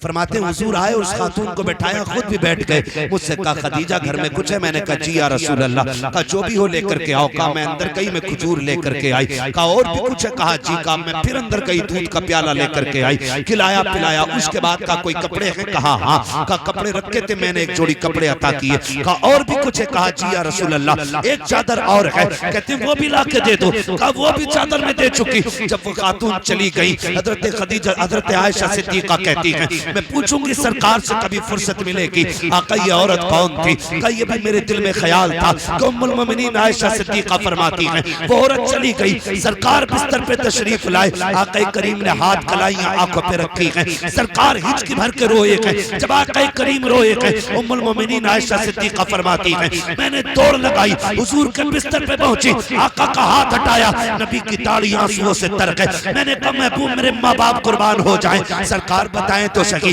किस चीज ने रुलाया है? आका करीम फरमाते हैं, आयशा तुम ये पूछना चाहते थी कि इससे मेरा रिश्ता क्या है? ये औरत कौन थी? आका जी बता दे। आका फरमाते हैं, सुनो आयशा, ये मेरी खदीजा की सहेली थी, उसके बचपन की सहेली थी। जब वो जिंदा थी तो ये आती थी, खदीजा भी इतना नवाजती थी जितना आज मैंने नवाजा है। आका करीम फरमाते हैं, जब ये आई है तो उसके आने से मुझे खदीजा की याद आ गई। आयशा सिद्दीका ने कहा था, आका इतना नवाजा आपने किस लिए? आका फरमाते हैं, इतना इसलिए दिया है ताकि दुनिया में ये राजी हो जाए, कब्र में मेरी खदीजा की रूह राजी हो। सुभान अल्लाह, सुभान अल्लाह। हमारे नबी ने विसाल करने वाली खातून हजरत खदीजतुल कुबरा की रिश्तेदारी का इतना लिहाज किया कि आका करीम उनकी सहेली को पूरी इज्जत दे। आज हम बीवी के बाप, बीवी के भाई और बीवी के खानदान को इज्जत देने तैयार ना करना ऐसा। इसलिए मैं ये कहना चाहता हूँ, अपने घरों के हालात ऐसे कर लें कि हमारे घरों में जन्नत का माहौल नजर आए। कुरान तो ये कहता हुन्ना लिबासुल लकुम व अंतुम लिबासुल लहुन्ना, वो तुम्हारा लिबास हो, तुम उनका लिबास हो। इस अगर लिबास पे तशरीह की जाए तो घंटे लग जाएंगे। बस इतना समझ लें कि कोई भी बीवी शोहर का राज खुद से अलावा दूसरे से कहे ही ना, अच्छाई या बुरा। और शोहर अपनी बीवी की कोई भी बुराई या ऐब तीसरे से न कहे। घरों में तब आग लगती है जब घर मियां बीवी के झगड़े में कोई तीसरा आदमी एंट्री करता है, चाहे वो लड़के की तरफ से एंट्री हो उसकी या लड़की की, फिर वो अच्छा बनने के चक्कर में गले कटवा देता है। इसलिए आपसे मेरी गुजारिश है, घरों को जन्नती माहौल में तब्दील करें, जन्नती माहौल में तब्दील करें। हम एक दूसरे का ख्याल रखें, एक दूसरे का ख्याल रखें, वो हमारा रखें, हम उनका रखें, फिर देखें अल्लाह घरों में कितना सुकून अता फरमाएगा। आज हाफिज साहब क़िबला ने बेटे के निकाह के मौके पे इस महफिल को इसीलिए रखा था ताकि इस महफिल के जरिए लोगों तक हुजूर का दीन पहुंच जाए, हुजूर का दीन पहुंच जाए। आज के बाद अगर एक औरत अपने शोहर को इज्जत देने लग जाए या एक शोहर अपनी बीवी का हक अदा करने लग जाए तो समझ लेना आपका बुलाना कामयाब है, हमारा आना कामयाब है। अल्लाह हमें हुजूर के दीन पे अमल की तौफीक अता फरमाए। 1 घंटा हो चुका है, वक्त भी काफी है, कल वलीमा भी आप लोगों को खाना है ना, फिर सोना भी है थोड़ी देर, और भी हमारे जो नात खान रह गए उनको भी आपको सुनना है। खुदा सलाम। सलामी बड़े नाराज लग रहे हो आप। नहीं तो देखो 1:45 बज गए, समझ रहे मेरी बात? अल्लाह तौफीक दे, बस इतना वादा करेंगे इंशाअल्लाह डीजे नहीं बजाएंगे। ये पीछे वाले क्यों लेकर भाई, कर लो वादा, अगर मन में हो तो, ना हो तो फिर तुम्हारी मर्जी, जिसका मन चाहे वो बात करे। डीजे तो नहीं बजवाएंगे इंशाअल्लाह, बिल्कुल बंद किया जाए, वरना हम जिस कंडीशन में आज चल रहे हैं ना, काबिल रहम है हम लोग, काबिल रहम। सारे दुश्मन ताकतें आज हमारे पीछे लगी, सारी दुश्मन ताकतें। तुम्हें क्या बताऊं, मेरी करवट में पिपलसाना है, ईद नहीं गुजरी है, 2 नुमाइशें लगी और सारी लड़कियां उसमें जा रही। हमारी बेगैरती की इंतहा हो गई। पैसे वाला होना बड़ी बात नहीं, गैरत वाला होना बड़ी बात। वाह वाह वाह। पैसे लानत है। कई जगह पे ईद डीजे बजा के मनाई गई। हाँ, अभी टांडे से निकल करके 1 घंटा जाम में फंसे रहे, ईद चल रही है। कौन सी बदमाशी ईदों में नहीं हो रही? इस उम्मत पे अगर ये जालिम मुसल्लत नहीं होंगे तो फिर क्या जिब्रील आएंगे बचाने के लिए? ओ भाई, मौत आनी है मौत, चाहे नकाब पहन के मेले में जा या नंगी होके मेले में जा, मेले का हुक्म एक ही है। मैं तो एक बात जानता हूं, अगर इस्लाम औरत को मस्जिद में जाने की इजाजत नहीं देता है तो मेले में जाने की ये बाप होता कौन है जो इजाजत दे रहा है? अगर उसे जाने की इजाजत होती भीड़ में तो पहले इस्लाम ये कहता ना चल जुमा पढ़ लेकर। जब इस्लाम जुमे की इजाजत नहीं देता तो बेगैरत झूले पे बैठने की इजाजत किसने दी? और फिर जब चौक में आएंगे तो मौलवियों के भी उस्ताद लगेंगे, कलाइयां चढ़ा के कहेंगे हाँ हम जाने हैं मौलवियों को। बेगैरत तेरे जैसे दौलत वाले बेगैरत से तो गरीब 5 वक्त नमाज पढ़ाने वाला इमाम 1 लाख दर्जे ज्यादा अच्छा होता है। उस पे पैसा नहीं है मगर गैरत तो है। हमारी कौम की गैरत का जनाजा निकल गया, शर्म आती है, तकलीफ होती है, फिर कहते हैं वो उसके साथ भाग गई, वो कपिल के साथ भाग गई, वो फलां क्यों नहीं भागेगी? जब तुम शरीयत की हदें तोड़ोगे अल्लाह तुम्हें उजाड़ के रख देगा। याद रखिए, ये जुमले न समझना, ये कड़वी सच्चाई है। उसके दीन से खेलोगे वो तुम्हारी नस्लें उजाड़ देगा।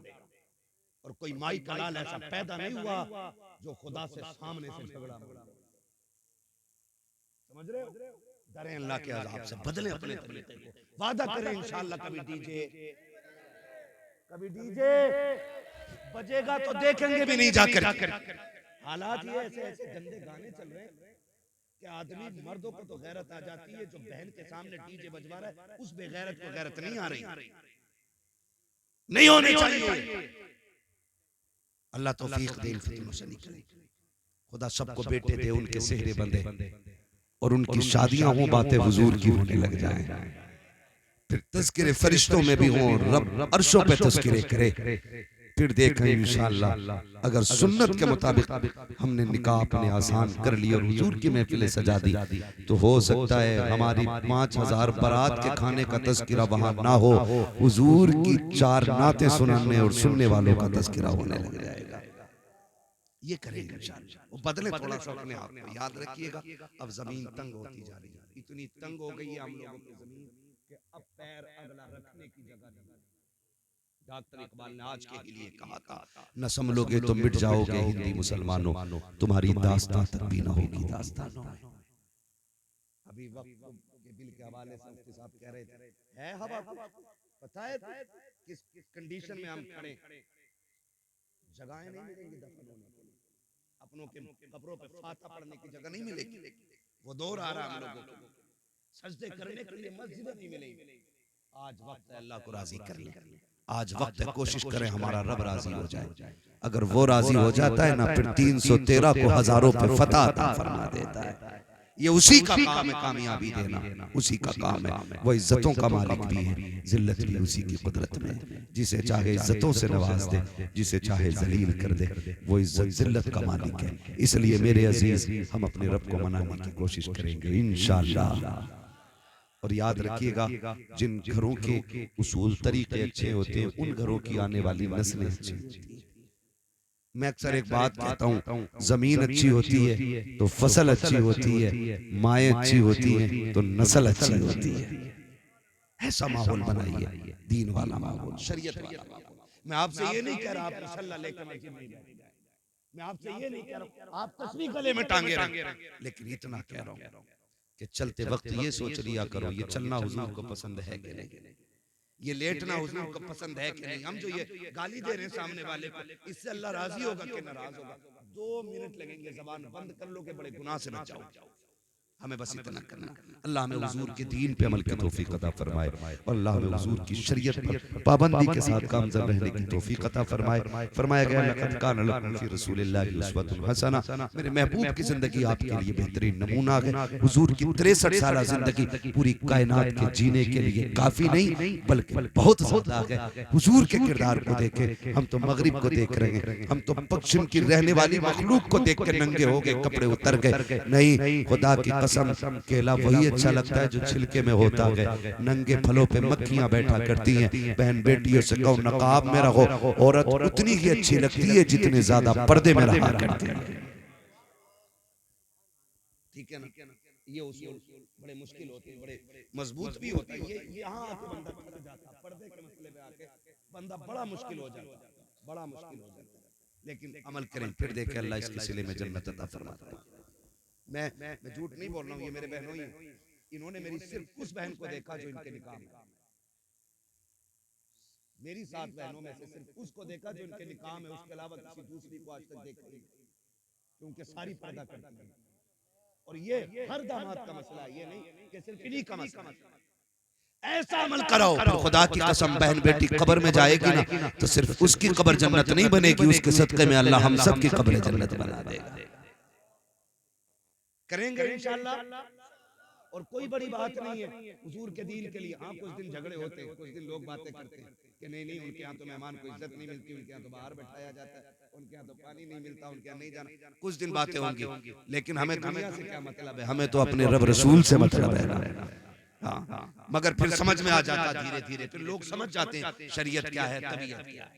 ठीक है ना, करेंगे इंशाअल्लाह ऐसा। ज्यादा से ज्यादा कोशिश ये करें कि एहतियात आए।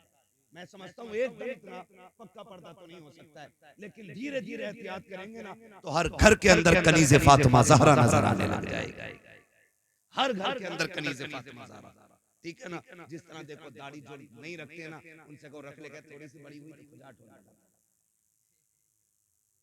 हाँ, जो टोपी नहीं ओढ़ते जुमे के दिन ओढ़े तो रकात पढ़ के ना ऐसा होता है गर्मी लगने लगा। और हम लोग हर वक्त टोपी ओढ़ने वाले लोग, हम अगर टोपी उतार दें तो ऐसा लगता है जैसे हमने कपड़े उतार दिए, क्योंकि आदत हो गई, आदत हो गई। जिनके दाढ़ी नहीं उन्हें बोझ लगता है, जिनके है उन्हें पता ही नहीं लगता है। और पता नहीं है, खुदा की कसम चेहरे पे दाढ़ियां सजा लो, 100 ग्राम के तावीज लटकाने से बच जाओगे।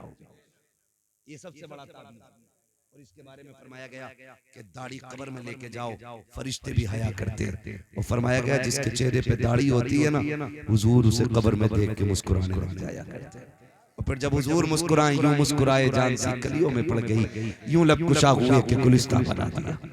कोशिश करें अल्लाह हमारी कब्र को रोशन फरमा दे, कब्र को रोशन फरमा दे।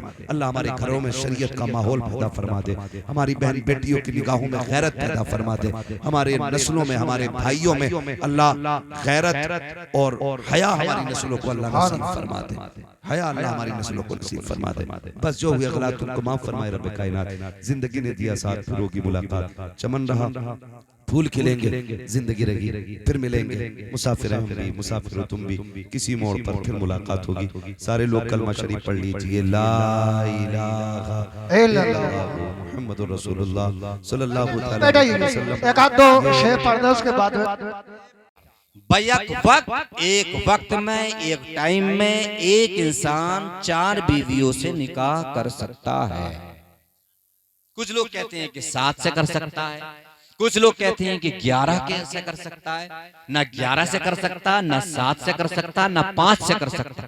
एक टाइम में सिर्फ इंसान 4 बीवियां रख सकता है।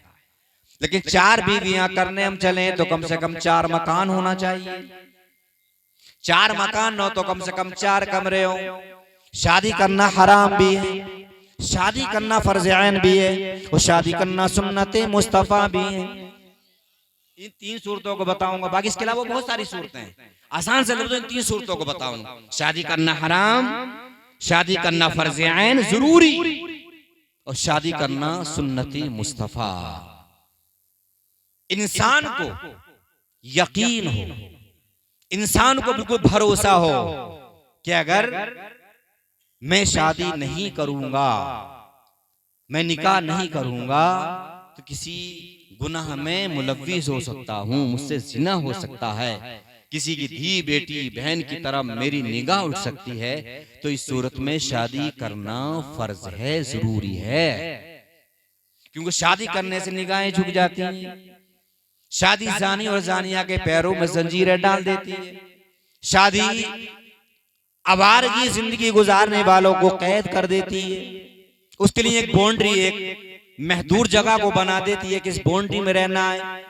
शादी से पहले इंसान आवारगी की जिंदगी गुजारता था। 100, 200, 500 हजार कमाया, कभी 500 बाप को दे दिए, 500 अम्मा को दी, कोई फिक्र नहीं। लेकिन शादी के बाद अखराजात बढ़ते हैं, हाजतें बढ़ती हैं, जरूरतें बढ़ती हैं। 3 बोतलें थैले में जाती हैं खाने के तेल की, सर के तेल की, और फिर रोशनी के लिए। अब आज के फैशन दौर का, तरक्की का दौर है, तो फिर लाइट का बिल आ जाता है। तो मतलब ये, जब इंसान के अखराजात बढ़ जाते हैं तो फिर इंसान कमाने की फिक्र करता है।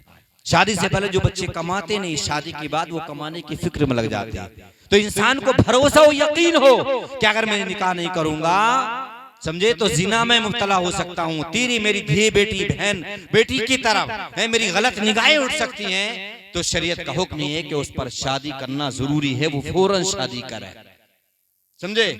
लेकिन अब शादी करने चले, हमारा इरादा है कि 2 से करेंगे, 3 से करेंगे तो कम से कम 4 मकान होना चाहिए। 4 से करने चले, 2 से करने चले तो 2 मकान होना चाहिए। 2 मकान ना हो तो कम से कम 2 कमरे हो, ताकि लड़े भिड़े ना। 1 लीटर दूध लेना तो कम से 2 लीटर दूध की गुंजाइश हो, कैपेसिटी हो, वरना वो हिसाब हो जाएगा। घोड़े के नाल ठुक रही थी, मेंढक ने देख लिया बहुत बढ़िया जुगाड़ है, या तो नाल ठुक रही है, जो नाल ठोकी जा रही है पैर घिसेगा ही नहीं, तो मेंढक ने भी अपनी टांग उठा दी, हमारे भी ठोक दो। फिर नतीजा क्या होता है, टांगे चल जाती है, होता नहीं होता है, समझे। तो इंसान को यकीन है मैं जिना में मुब्तला हो सकता हूं, फिर वो अगर निकाह ना करे तो ये उसके लिए अच्छा नहीं है। तो ऐसी सूरत में निकाह करना जरूरी है। शादी करना हराम कब है? जबकि इंसान को अंदेशा हो कि मैं बीवी के खर्चात नहीं दे पाऊंगा, बीवी की हाजतें, बीवी की नफसानी ख्वाहिशात नहीं बुझा पाऊंगा, मैं बीवी का हक अदा नहीं कर पाऊंगा, बीवी के लिए रहने के लिए मकान नहीं दे पाऊंगा, बीवी के लिए पहनने के लिए कपड़े नहीं दे पाऊंगा, बीवी की जरूरतें पूरी नहीं कर पाऊंगा, तो ऐसी सूरत में शादी करना हराम है। मीडियम मामला हो, सब दर्जे का हो, तो मीडियम मामले में शादी करना सुन्नती मुस्तफ़ा है, जिसको मेरे सरकार ने आज से 1400 साल पहले इरशाद फरमाया, अन्निकाहु मिन सुन्नती फमन रग़िब अन सुन्नती, कि निकाह करना मेरी सुन्नत है और जिसने मेरी सुन्नत से एराज किया वो मुझसे नहीं है। अजीज़ान मिल्लत, जिस तरह से एक पूरे मुल्क को चलाने के लिए एक वज़ीर आज़म, एक प्रधानमंत्री की जरूरत होती है, एक पूरे सूबे को चलाने के लिए एक वज़ीर आला और मुख्यमंत्री की जरूरत होती है, एक शहर और डिस्ट्रिक्ट, एक कस्बा, एक गाँव, एक करिया, एक देहात को चलाने के लिए कभी चेयरमैन, कभी MP, कभी विधायक की जरूरत होती है, कभी पार्षद और मेंबर, कभी प्रधान की जरूरत होती है। इसी तरह ने अल्लाह ने हर घर में मर्द को प्रधानमंत्री बनाया है। अगर बीवी है तो उसका शौहर है तो उसके लिए प्रधानमंत्री का दर्जा रखता है। फिर अगर उसका ससुर है तो फिर सबसे बड़ा वजीर आजम, प्रधानमंत्री ससुर है। अब जितने मंत्री हैं नीचे के मातहत, जितने वजीर हैं, कोई चेयरमैन है, कोई विधायक है, कोई MP है, तो ये सब अपने प्रधानमंत्री के मातहत रहकर उसके फरामीन के मुताबिक, उसके उसूल और ज़वाबित के मुताबिक, उसकी बताई हुई बातों के मुताबिक जिंदगी गुजारेंगे तो इंशाअल्लाह दुनिया में रहेंगे, तब भी कामयाब हो जाएंगे, और इस दुनिया से जाएंगे तो परवरदिगार की जन्नत तुम्हारे लिए बेचैनों बेकरार रहे। लेकिन मुआशरे में देखिए आप, समझे, अल्लाह के रसूल ने आज से 1400 साल पहले फरमाया, हजरत इब्ने अब्बास की हदीस पाक मरवी है, लम तरा लिल मुतहब्बैनि मिसल निकाह, कहाँ का लड़का कहाँ की लड़की जानना पहचान, बड़ी खाला सलाम, और जब निकाह हो जाता तो कितनी मोहब्बत हो जाती है। मेरे मुस्तफ़ा ने फरमाया, निकाह के जरिए जो मोहब्बत पाई जाती है इसकी नज़ीर नहीं मिलती, इसकी कहावत नहीं मिलती, इसकी मिसाल नहीं मिलती। बुखारी शरीफ की हदीस पाक, अल्लाह के रसूल ने फरमाया, अन अबी हुरैरा क़ाल क़ाल रसूलुल्लाह सल्लल्लाहु तआला अलैहि वसल्लम, तुनकाहुल मरअ लिअरबइन लिमालिहा व लिहस्बिहा व लिजमालिहा फज़फर बिज़ातिद्दीन।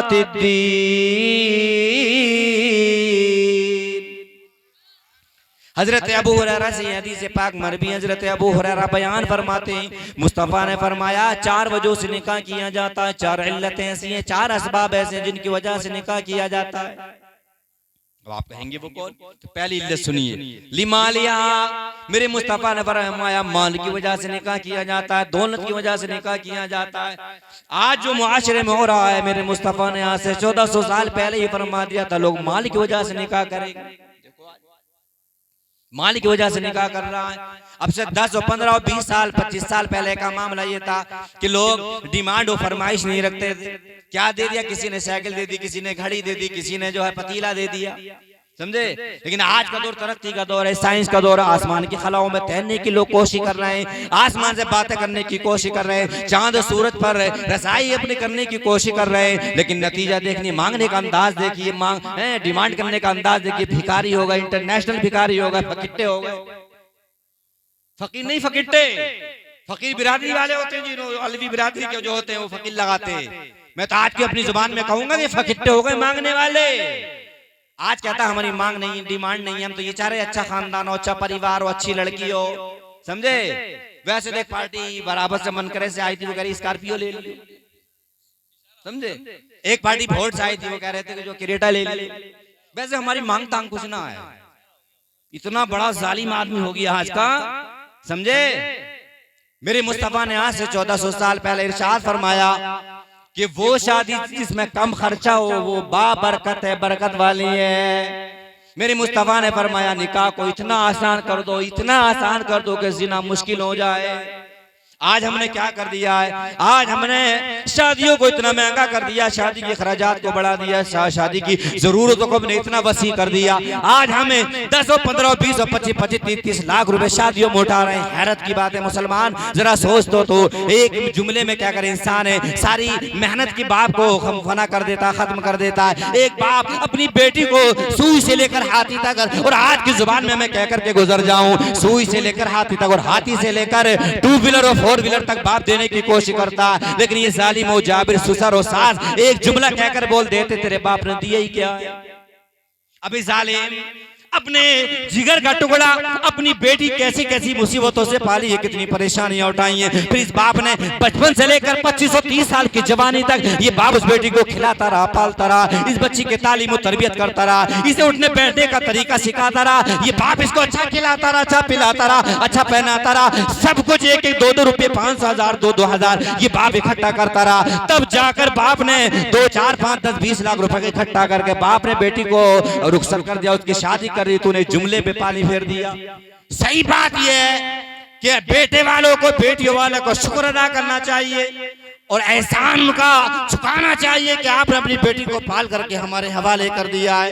तो नौजवानों, इन बुजुर्गों से तो मैं कहूंगा नहीं, इनकी तो गुजर चुकी है ठंडी चुबन्नी में। लेकिन नौजवानों, तुम अच्छा कमाते हो, अच्छा इकट्ठा करते हो, अल्लाह और तरक्की आपको करोड़पति बनाए, अल्लाह आपको खूब मालदार बनाए, अल्लाह आपको बहुत सारी दौलत दे। लेकिन नौजवानों, मैं तुमसे आरेजा पेश करूंगा, ये शादी के बढ़ते हुए खर्चात को कम कर दो, शादियों को इतना आसान कर दो, इतना आसान कर दो कि जिना मुश्किल हो जाए। मेरे मुस्तफा मक्के में पैदा हुआ, आराम फरमा मदीने में। मेरे मुस्तफा ने इस्लाम की आबियारी के लिए, इस्लाम की तरक्की के लिए, इस्लाम के फरोग के लिए मुस्तफा ने कैसी कैसी मुसीबतें उठाई हैं, कैसी कैसी परेशानियां उठाई हैं। तो मुस्तफा के गुलाम हो, अगर इस दुनिया से चले गए और कब्र में मुस्तफा ने अपना चेहरा फेर लिया, क्या तुझे दुनिया में इसलिए ही भेजा गया था, क्या तू मेरा कलमा इसलिए ही पढ़ता था कि दूसरों के दौलत के सहारे तो इस बात का इंतजार करेगा मैं निकाह करूंगा तो मुझे 10-20 लाख मिल जाए। किसी के देने से पूर्ति नहीं होती है, बल्कि अल्लाह देता है तब पूर्ति हो जाती है। मैं किसी पे तनकीद और गिला और शिकवा नहीं कर रहा हूँ, बल्कि मैं एक जहन साजी कर रहा हूँ, एक जहन दे रहा हूँ, एक मिजाज दे रहा हूँ। अपनी ऐसी सोच बनाइए, ऐसी फिक्र बनाइए, सिंपल निकाह कीजिए, सादा निकाह करेंगे इंशाल्लाह बरकतें होंगी। तजर्बा करना, जो लोग सादा बिल्कुल कम खर्चे में काम चला लेते हैं, या तो फिर वो खर्चा करें जिनके पास बहुत सारी दौलत वाले 10, 20, 15 लाख उठा भी रहे तो कोई शिकवा भी नहीं, उनकी कैपेसिटी है।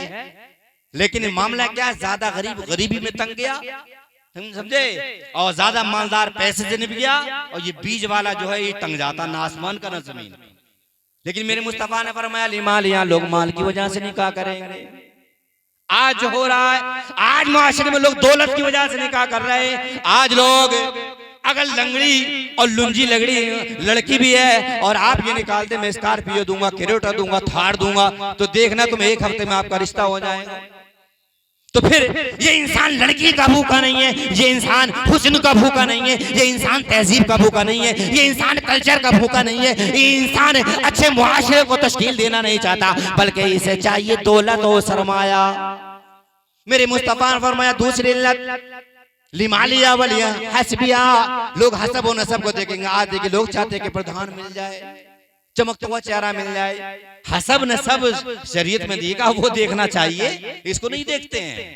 पहले लोग हसन नसब देखते थे, दादा परदादा देखते थे, और जब लड़की का रिश्ता तलाश करते थे तो फिर उसकी नानी और फिर उसकी परनानी को देखते थे, उसके नाना और परनाना को देखते थे। आज कोई देख रहा है?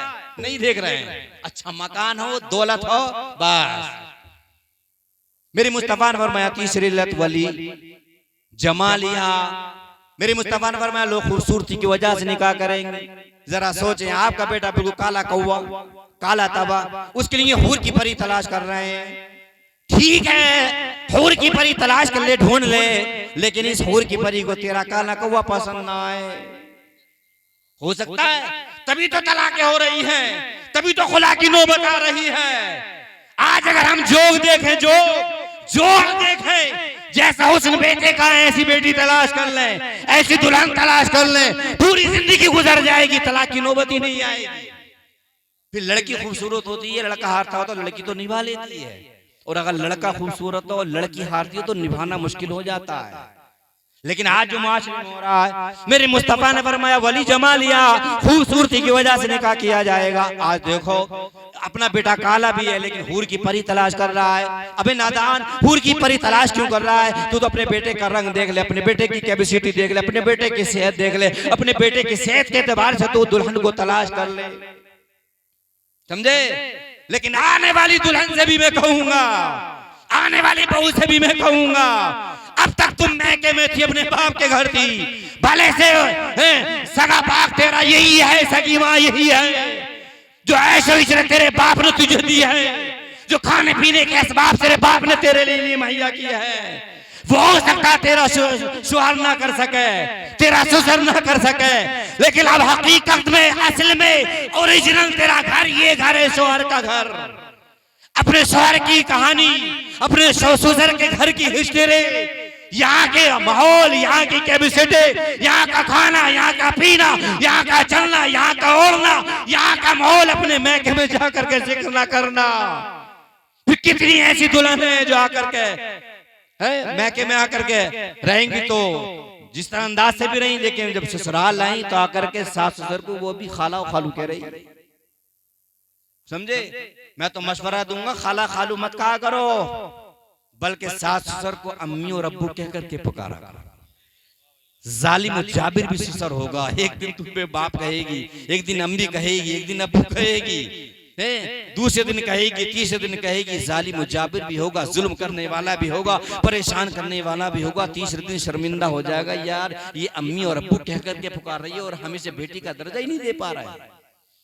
फिर जिस तरह से तुम सास ससुर से मैं ये कहूंगा, जिस तरह से तुम अपनी बेटियों को बेटियां समझते हो, बेटियों के हाथों में अपने तिजोरी की चाबी दे देते हो, इस तरह से चाबियां आने वाली दुल्हन के हाथ में देके देखो, इंशाअल्लाह ये आने वाली दुल्हन जरूर तुम्हें अम्मी और अब्बू कह करके पुकारेगी। लेकिन कमियां दोनों जानिब से हैं, ना आने वाली दुल्हन रियायत कर रही है और ना बुलाने वाले, लाने वाले सास ससुर रियायत कर रहे हैं। अब ससुर जो शोहर था वो पिस जाता है, अम्मी की माने, अब्बू की माने, ये बहू की माने, बहू की मानता है तो अम्मी अब्बू नाराज, और जिसके अम्मी अब्बू नाराज उससे अल्लाह और रसूल नाराज। माँ बाप की मानता, बीवी की नहीं मानता तो बीवी खफा, करीब नहीं आने देगी, सोने नहीं देगी, फिर रात कैसे गुजरेगी? ये ऐसी चक्की के दो पार्टों के बीच में पिस जाता है, फिर इसकी जिंदगी जो है नर्क हो जाती है, जहन्नम हो जाती है।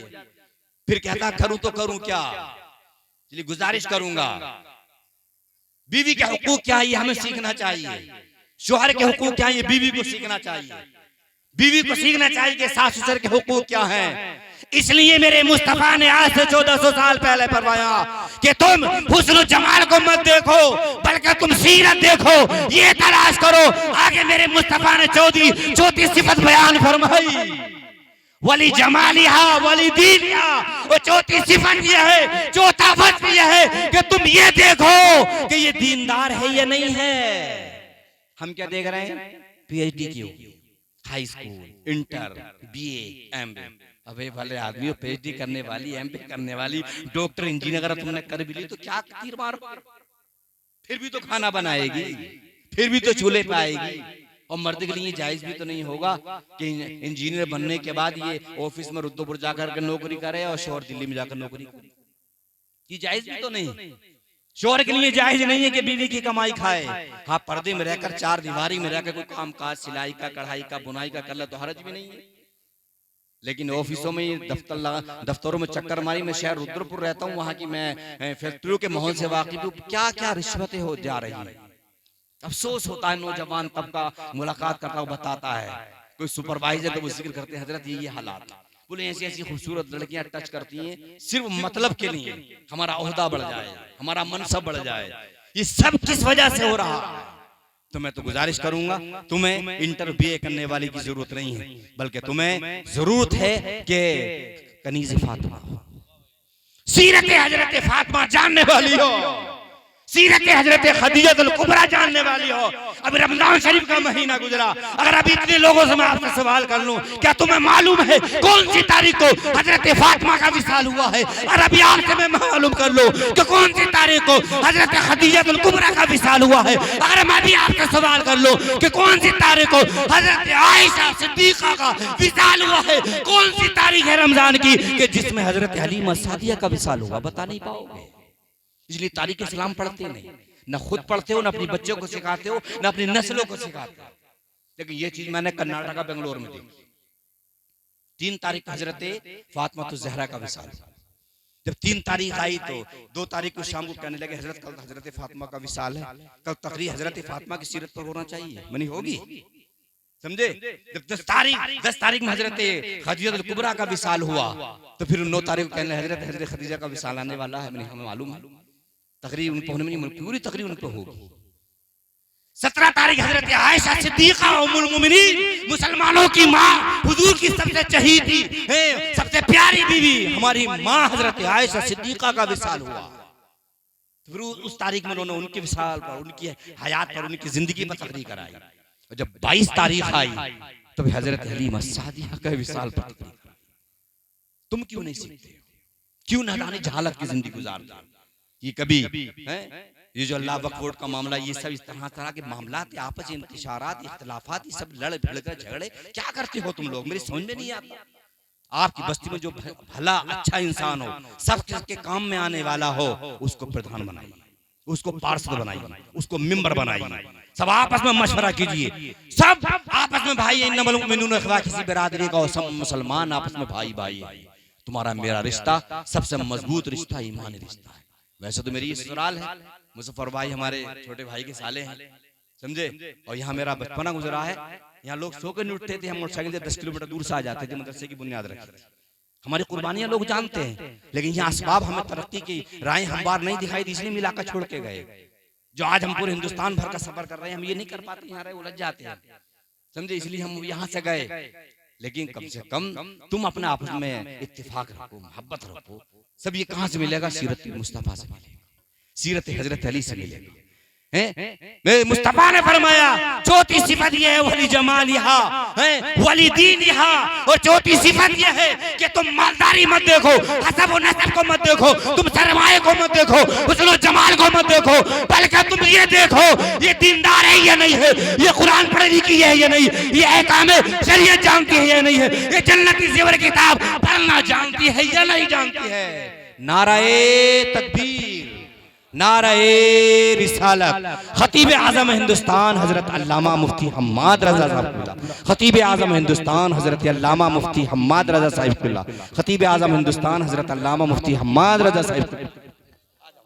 नारे तकबीर, नारे तकबीर, नारे रिसालत, बस लगे आला हजरत हजरत अल्लामा मुफ्ती हम्माद रज़ा साहिब किबला उलमा अहले सुन्नत। इंशाअल्लाह आप हजरात बैठ जाइए, आप घबराए नहीं, हमारी इंशाअल्लाह पूरी प्लानिंग नहीं है कि मुफ्ती साहब के साथ बाद में फौरी ही अल्हम्दुलिल्लाह मुफ्ती हम्माद साहिब किबला की इंशाअल्लाह तकरीर होगी। बाद नमाज़ इशा से बैठे हुए हैं, तो अल्हम्दुलिल्लाह हमें भी आप लोगों का ख्याल रखिए। इंशाअल्लाह मुफ्ती हम्माद साहब का बाद में इंशाअल्लाह लाइव साहिब की इंशाअल्लाह नाते पाक होगी। बड़ी दुरूद पाक अल्लाहुम्मा सल्ली अला सय्यिदिना व मौलाना मुहम्मदिन बारिक वसल्लम सल्लु अलैहि सलातु व सलामुन अलैहि। वैसे तो मिंबर पाक पर जितने उलमा हैं सब हमारे सर के ताज हैं, हर गुलाब हर चेहरा अनोखा निराला है, लेकिन ये मुफ्ती हम्माद साहब ऐसी शख्सियत है पूरे हिंदुस्तान भर के दौरे करते हैं। इंसान इतना बसों में नहीं दौड़ता है कि जितना ये फ्लाइट में दौड़ते हैं। फ्लाइट से सवारी के ज्यादा होते हैं। बिहार, बंगाल, बंगलोर, पूरे हिंदुस्तान भर के जहां जाइए, मुझे तो ऐसा लगता है ये हिंदुस्तान के एक एक गांव में तकरीर करने पहुंचे, और तकरीर भी माशाल्लाह जलवे हैं। अल्लाह ने कम उम्र में समझे बड़ी तरक्की दी है। ये हिंदुस्तान का समझे मशहूर याफ्ता खतीब है, समझे बहुत ही शानदार और जानदार इंशाअल्लाह इनका खिताब होगा, समझे खतीब हिंदुस्तान हजरत अल्लामा मुफ्ती हम्माद रजा साहब किबला, जिन्होंने आज तक लाइव सुना है, मोबाइलों पे सुना है, समझे आज इनको बिल्कुल रूबरू सामने से सुने, बिल्कुल रूबरू। आप इंशाअल्लाह इनकी जब तकरीर सुनेंगे तो इंशाअल्लाह आपका दिल खुश हो जाएगा। अल्लाह से दुआ करेंगे अल्लाह इनकी उम्र में हयात में बरकत अता फरमाए, इनके हासिदीन के हसद से इनको महफूज फरमाए, बदनिगाहियों से महफूज फरमाए। बहुत शानदार गुफ्तगू होती है। और ये तो अब मशहूर हुए हैं, समझे इनके बाप का तो इनसे पहले से हिंदुस्तान भर में नाम है, इनके बाप के भी जलवे हैं। आज भी तकरीबन 70-75 साल की उम्र है। इस उम्र में आज भी 2 अजीम इदारे चलाते हैं, एक लड़कियों को एक लड़कों को। आज भी 75 साल की उम्र में पढ़ाते हैं, समझे। ये जहां जहां तकरीर करने गए होंगे, मैं जहां जाता हूं मैं तो उनका नाम पाता हूं, तो मैं समझो मैं पाता हूं तो ये ना पाता, समझे। कोई साहब कह रहे थे, मुझे बता रहे थे एक बार, बोले एक साहब कह रहे थे कि आपके बेटे ने आपका नाम रोशन कर दिया। बोले नाम रोशन नहीं किया, नाम तो मेरा पहले से ही रोशन है, बस ये है कि मेरे नाम को मेरे बेटे ने बरकरार रखा। कभी कोई मौका होता, ये तो हमारा अपना करीबी गांव है, रिश्तेदारियां हैं, तो इंशाल्लाह इनके बाप के हम जब बुलाएंगे, समझे। खलीफा हुजूर मुफ्ती आजम ने खलीफा ताजुश शरिया हैं, बड़ी अजीम शख्सियत हैं, बड़े अच्छे आमिल हैं, और पूरा घराना दीनदारी का घराना है। इस इलाके में हमारी शादी हुई है जब से हैं, तो कितने लोग हम उन्हें नहीं जानते, वो हमें सिर्फ इस निस्बत से जाते हैं कि ऐसे घराने से आपके घर में लड़की है, समझे। तो अंदाजा लगाएंगे घर का माहौल कैसा होगा, ये कैसे होंगे, इनके बाप कैसा होंगे, इनके दादा कैसे होंगे, कैसे इनके घर का माहौल होगा। अब आप सामने से सुनेंगे तभी आपको महसूस हो जाएगा, समझे। बहरहाल मैं गुफ्तगू समेटने लगा, जब दूसरा खतीब मिंबर पर आ जाता है तो इशारा ही होता है कि बात समेट लो, समझे। तो मार्च कर रहा था, मेरे मुस्तफा ने फरमाया 4 वजहों से निकाह किया जाता है। कितनी? 4 वजहों से। माल की वजह से, हसब व नसब की वजह से, हुस्न व जमाल की वजह से, और फिर चौथी सिफत मुस्तफा ने फरमाई वलिदीनिहा, दीनदारी की वजह से। लेकिन ये नहीं फरमाया वलिदीनिहा खाली दीनदारी की वजह से, आगे क्या फरमाया वलिदीनिहा फज़फर बिज़ाति दीन, तुम दीनदारी को मुकद्दम रखो। हम हाई स्कूल और इंटर और बीए पीएचडी करने वाली तलाश ना करें, बल्कि हम तलाश ये करें कि कुरान पढ़ी लिखी है या नहीं है। कितनी ऐसी जवान बच्चियों को हमने देखा 20 और 25 साल की उम्र में जब बाप ने शादी कर दी तो 18-20 साल की उम्र स्कूलों कॉलेजों में आने जाने में इसने गुजार दी। अब किचन में जाकर के मोबाइल निकाल कर ये तलाश कर रही है कि बड़े की बिरयानी कैसे बनेगी और चिकन बिरयानी कैसे बनेगी। जो सीखने की उम्र खानादारी है, घर में रहने सहने उठने बैठने खाने पीने सोने जागने सब ये सीखने की उम्र थी, वो स्कूलों कॉलेजों में धक्के खाकर गुजार अब यूट्यूब के जरिए से करेंगे। बहरहाल मैं अपनी गुफ्तगू यहीं समेट रहा हूँ। लेकिन भाई एक या 2 कलाम पढ़ेंगे, फौरन मुफ्ती साहब की तकरीर होगी। कुछ लोगों ने बार बार कहा हजरत की तकरीर बहुत जल्दी कराना, मैंने बेफिक्र रही है, जब तक वो आएंगे तब तक मैं तकरीर करूंगा, उनकी आती तकरीर इंशाल्लाह मैं खत्म कर दूंगा। अल्लाह से दुआ करते हैं मौला मेरी गुफ्तगू अपनी बारगाह में कबूल फरमाए, मैं भी कलमा शरीफ